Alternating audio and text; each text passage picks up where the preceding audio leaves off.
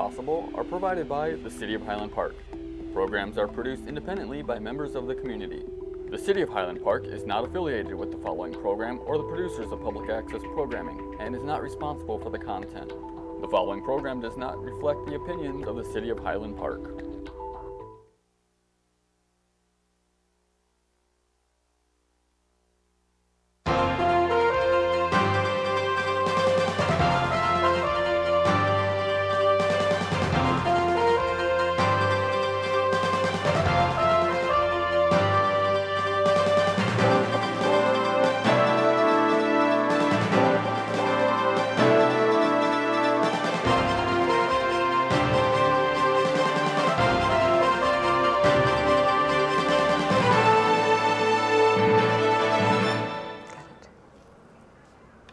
Hello, and welcome to Cahnmann's Current Events Roundtable.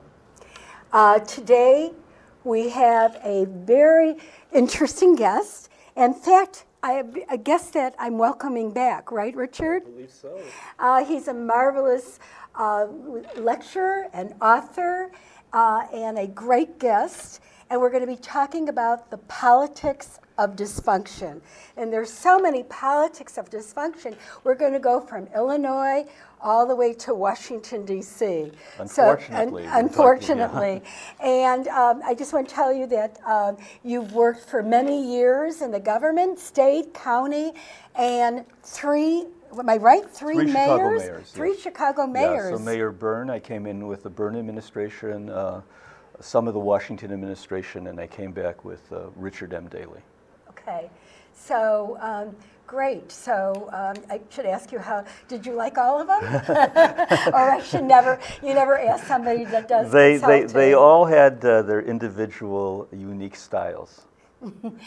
And so, that was our first female First mayor, woman, yeah. too. Very Yes. underrated mayor. Yes, Mayor yes. Byrne. She finally got a street named after her how many years? She got the roundabout, I think they used to call it the Spaghetti Bowl, where the Eisenhower meets the Kennedy. I think they named that after her. I see. The Byrne interchange. The Byrne interchange. Well, at least she got something.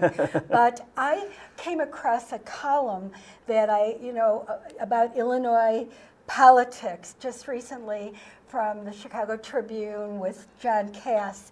And I just wanted to quote him a little bit on Illinois, because he compares Illinois to Venezuela, because it's a fiscally broken state that has lost its will to live, although the moment we still have, and he writes, enough toilet paper, which is very interesting. And he thinks that we should dissolve and we should tear up the charter, make it 49 states, and each part of our state, part will go to Indiana, Wisconsin, Iowa, Missouri, and parts to Kentucky. And he even states that that we would call the teams, the Milwaukee Cubs, the Beloit Blackhawks, the Sheboygan Bulls, Fond du Lac Bears, and in Indianapolis White Sox. And everybody gets a piece of it, but not too many people want it run a manual. They just want to divide the United Illinois, what they're calling parts of, it would be the 49 states. It will go back to 49 states. And what do you think about it? What's going on with our state of Illinois, and why it's struggling to create a new budget to solve the financial crisis? Well, Illinois right now, we're speaking, we still don't have a budget right now. We're in late June, and we have not had a budget since Rauner has been governor, which is in January of 2017. 17. And is it Rauner? I'm sorry, 2000, when was it? 2015. Okay, he was So we haven't had a budget in 2.5 years. Now, he's trying to get through a budget, isn't he? Yeah, and there's an impasse. So there's an impasse with Speaker Madigan and the Senate Leader Cullerton. Okay. Mostly the difficulty seems to be with Madigan, who's been in control of the House for so many years. Two strong personalities. Bruce Rauner is an extremely strong individual. a man who's made a fortune. He's used to getting his own way. Michael Madigan has been used to getting his own way in politics. So you have these two people who are not used to compromising. If they're getting their own way, and they're in a situation that nobody is giving into each other. Didn't they read The Art of the Deal by, Donald Trump? I mean, I guess that. Well, they have different agendas, and something like term limits. You imagine Michael Madigan, who's been in Springfield for 30 years right now. If you're talking about term limits, you're talking about basically, forced retirement for some people. So that's where there's been a lot of entrancing. And then Durbin, how long has Senator Durbin been in politics? Yeah, well, he's been, after he took the Paul Simon seat, since the early 90s. Now, our forefathers, our founders, they weren't supposed to be in, when they took their Senate position or state rep position, our representative in the Congress, they were supposed to be there for when Abraham Lincoln was first elected to Congress from Illinois, I believe it was at 1842, he had one term. He could only serve one term. Right, because our founders thought that they would go in for a year, right, and most 2 years, and then they would return to their jobs, because I don't know if they were getting that much pay as a congressperson in those days. Yeah, and it was the idea. It was an honor, more or less. Well, it was the idea of being a representative of the people. Right. Okay, rather than just creating a whole separate new class. The political class. Right, and these people have been in, this is the problem, and I think if you're right, if we have term limits, we'll have a senator in there, and even for the presidency, maybe a term limit for 6 years, and then they don't have to be running for office again, and they don't have to worry about running. Well, there's a two-term limit for the presidency. That was a constitutional amendment. Right. Okay. But you're saying have a 6-year one-term limit. One term. Yeah. They don't have to go and try to dig up votes again and run around. And whenever you start looking for votes and money and raising money, you're not really watching the store. Yeah. Yeah. Or if you're elected to Congress, the U.S. Congress, you get elected, and then you're running again in 2 years. Mm-hmm. So that means you're continually raising funds, and sometimes the interest of the people who give you the funds take precedence over the public good or your constituents' needs. Yeah, because you won't be in that position without because their you're money. beholden to Exactly. So if there were term limits, this wouldn't happen. Yeah, and at least on the state level, the presidency is the only federal term limit, but with state governments, Illinois does not have term limits. Rauner is trying to push a term limit. But if you look at some of our border states, for instance, Ohio has Indiana, Ohio, those are term limited states. I believe Wisconsin now, and the Wisconsin legislature has term limits. See, maybe it would be good that Illinois, we divide Illinois and go into those states, and they're doing that well. What's going on in our state? I know that Governor Rauner's proposal is property tax relief, as you said, term limits, and spending caps. And workers' compensation reform. Mm-hmm. So that's another thing too. I think we talked about when we went to lunch at the Bluegrass today, we talked about something that I thought was very important, that that these people, they're not working together. And I think you mentioned that everybody is on their own practically. The Democrats aren't working with the Republicans, and the Republicans aren't working with the Democrats, and everybody seems to be on the side working for just their own party instead of you mentioned something about LBJ. We talked about. We were talking. LBJ, was a great politician. He could work across the aisle with the Republicans. But I think we were talking about earlier about Reagan and about immigration reform. So in 1986, there was a massive immigration law passed. It was known as the Amnesty Program, or the Immigration Reform and Control Act of 1986. And Reagan was the president, and both houses of Congress were controlled by Republicans. Tip O'Neill was the head of the House. And Tip O'Neill and Reagan were personal friends. They used to play poker. Now, Tip O'Neill was a Democrat. Yeah, Boston Democrat. And Tip O'Neill encouraged his members in the House and across to the Senate to let's cooperate with the president in getting some immigration reform done. And it happened. This was bipartisanship. I was recently in Springfield, and I remember my first time going to Springfield in the mid-'70s, and you just saw the civility between Republicans and Democrats. Usually you would see it after hours at the lounge at the Abraham Lincoln Hotel, where people were talking to each other. And Republicans and Democrats were friends. They socialized together. Right. And they were congenial. And they were on the golf course together. They were on the golf course, yeah. Yeah. And I think this is what's happening in our politics, that everybody, is on their own. They won't get together anymore. Why? Why are they not doing that? Well, yeah, I'm looking, we were talking too about just listening to each other. So Fareed Zakaria, who, as we know, is a liberal commentator. I think he's on CNN. And he says, Zakaria says that the only way you can learn is by being open to listening to people with opposing views and coming together in conversation. And I think what's happening, certainly on the political level, is nobody's listening to each other. Everybody has their own ideology, their own set of values.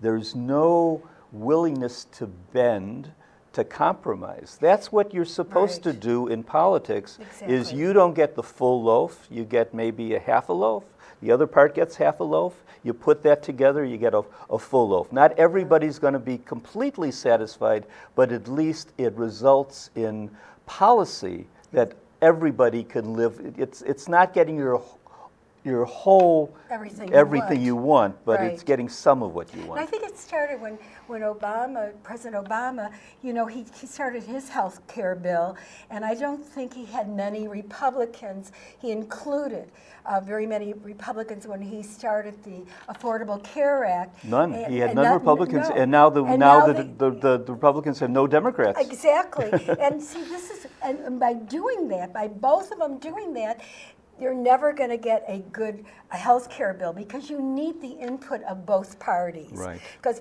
it's like tit for tat, and they've been doing that, and they didn't do that. I don't remember in the Kennedy administration. They didn't even as far back as Kennedy, Clinton. I mean, he was good. He used to the word schmooze. He knew Kennedy. Bill Clinton. Bill Clinton. Wonderful schmoozer. Was the top schmoozer. Yeah. Unfortunately, he schmoozed a little bit too much when he went on the tarmac to talk to Loretta Lynch. Right. But he knew how to get people together. Yes. To get his point of view together, and and we have not had a president like that. Yeah. I mean, they try, but it's been it's been very bad, and we've never had all this time. I mean, I know they made fun of Bush. I know somewhat. The Democrats made fun of Bush, and a lot of Obama's policies couldn't go through, but they never treated a president like they've treated Donald Trump. I mean, even if you can't stand him or you don't like his policies, at least, okay, I don't like his policies, but not to, I mean, you're seeing beheading, people holding the commentator, the comic holding, the head, Kathy Griffin. It's not respecting the office. And Johnny Depp saying he's going to, like to shoot the president or what have you. And the recent play, Shakespeare play, showing Trump and being assassinated. What is happening? I remember when I had this show, and I've done current events, and anybody would talk about, even if President Obama was not my choice, I would still say, hey, he's our president. We need to show him some respect. What is going on with the respect today of our politicians, especially Donald Trump? I don't get it. Well, I think he's been dehumanized, and I think it probably goes back, in Trump's case, I think it went back to his, when he was advocating the birthing theory, the birther theory about Obama. And I think a lot of people said, that was a lie. that he's lying about a birth certificate of Obama from abroad. But even if he was born in another country, his mother was American, so it would come out the same way. If Well, your but he parent was born here. Yeah, no, but I mean, if he wasn't, Yeah. and say he was born in another country, his mother was an American citizen, Yeah. so, that didn't make any sense to me. None of this made sense, but this is, this is what's going on, and our politics is getting worse Right. because of it, and nothing's going through. I was hoping, to talk about. I think, there was so much pressure to do away with Obamacare, so it became a priority item to repeal Obamacare and come up with some new legislation. Correct. That became a top priority. I think it would have been wiser for Trump to throw out an infrastructure program where you're building highways, bridges, railroad tracks, things that can employ hundreds of thousands of Americans. This could be something that Republicans and Democrats could work together. Infrastructure. Right, but I think he started with the Keystone Pipeline Yeah. that he approved, and then they're Yeah, supposed to so get jobs and the Democrats are opposing that. So rather than, I think it was a mistake strategically. You mean to start off? To start off, I would have, Yeah. if I were advising Trump, I would have said, President Trump, let's start with an infrastructure program. Let's get people working again, because obviously, why do you think Trump? Well, that was his number one thing. And why do you think too. Trump won states like Wisconsin and Michigan, Pennsylvania, states that the Democrats hadn't won in years? Because he was promising jobs. And I think, how could the Democrats not go along and support something like that?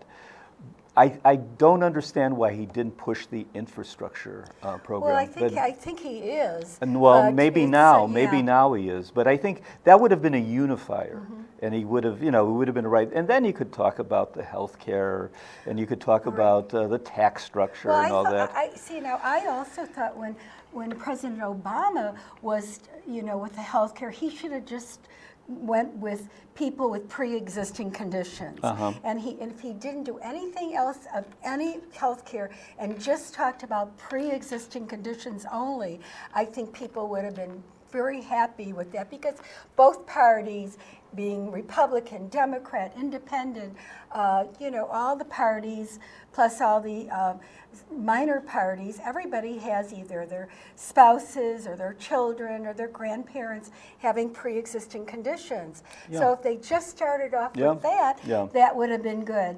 And on this one, they're repealing because a lot of the companies, a lot of the insurance companies have dropped out, and that's a big concern. There's nothing. Very few but left. I think what's important is let's get health care for the American people and forget about the insurance companies. Do the insurance companies run this country? Sounds like it. Yeah, probably they do. Well, that's a shame, because I think we could have everybody covered. A program like single payer, or what they call Medicare expansion, because certain people of a certain age, get Medicare, and pretty much Medicare for all. Medicare for all, and let it be paid for just like we get Medicare paid for through a payroll deduction.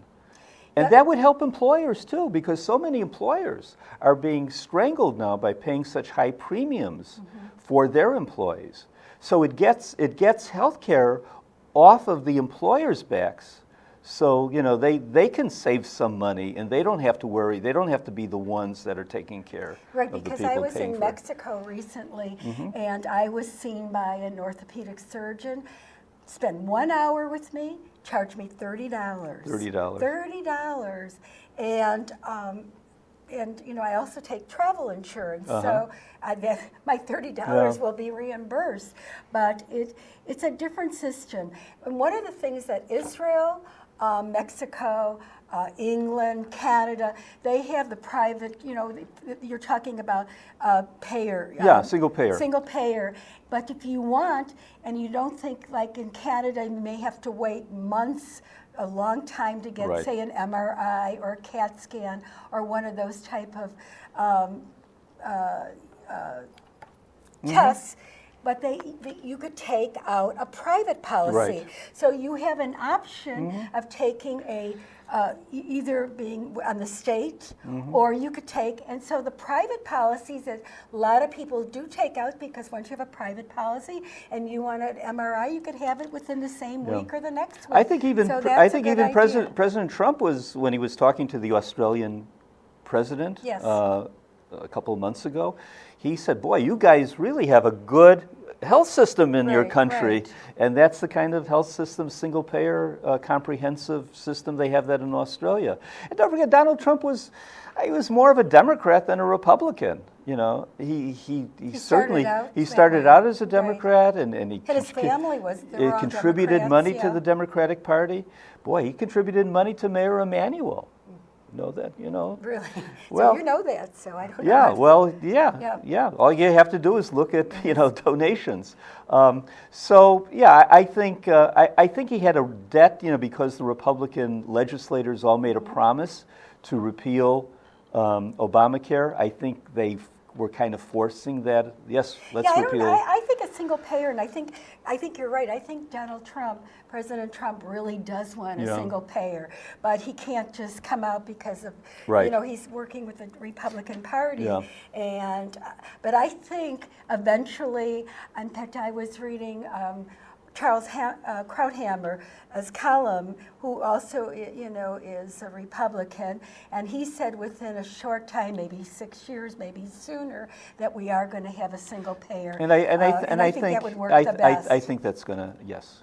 I think that would be great. So as we're talking about all these, dysfunction that's going on, how do you think Illinois is going to get itself out of this, and it doesn't go into bankruptcy, or it can't go into bankruptcy because there's a law in Illinois that states I know Detroit went into bankruptcy and they're doing pretty good now. Well, there was a constitutional convention in Illinois in the early 70s, basically said that a right for a public employee, you cannot take something won in collective bargaining. You cannot take that right away. So under Governor Quinn and the legislature, they were trying to impose a new pension cap. So right now there's a 3% cost of living, let's say for North Suburban teachers, the Teachers Retirement Fund, and that was going to be capped at $750 a year. So if you're getting a pension of $100,000, that's like at least $3,000, $4,000 a year you're getting every year in a pension increment. It would have been capped at $750. So the idea was you have to keep those pension caps down. Well, the Supreme Court in Illinois said you can't do that because it's against the Constitution in Illinois. So they want to change the Constitution. Well, the voters would have to vote for another constitutional convention in the state of Illinois. A lot of people don't know that people that have pensions in Illinois, I know my husband worked for, he's an attorney with the Property Tax Division under Dick Devine, and, you cannot collect Social Security when you have a pension. A lot of people, they think, all these teachers and all these state employees, they're getting big pensions, and they don't realize they do not get Social Security. And if they go to another job that does have Social Security after they're penalized. They're penalized. There's the windfall. The windfall thing cuts their about 35 or 40% of their Social Security check. But a lot of people don't know this. Unless you're a teacher or work for the state of Illinois or the county, you don't realize that the people depend on their pensions. And I don't know how they're going to get their pension paid for if everything goes... But now they're just talking about the politicians solving the pension problem in Illinois, but the politicians created the pension problem. I mean, the biggest problem was the politicians did not pay for many, many years money that was supposed to go into the pension fund. The politicians decided to use it for other sources. They would put it in for education. They would put it in for roads. The money they did that for several years, and it was a Republican governor. It was a Democratic governor. That's we talk about dysfunctional government. It's just not one party. It's, both parties contributed to that. Then you had double dipping in pension funds. Oh, yeah, so you would told have me- you you would told have me a state today. you And would have a look, state legislature. You told me at that great lunch. Yeah. And you told me that they're double dipping, and I was like, "What do you mean by double dipping? Tell people what you're." Well, double our dipping. viewers. Double dipping is for instance, there was a senator. I'm not going to mention his name, but he was working many years in Springfield as a state senator, and he got the maximum as a state senator. So then he does some work for the Chicago public school system, and he gets into their pension fund.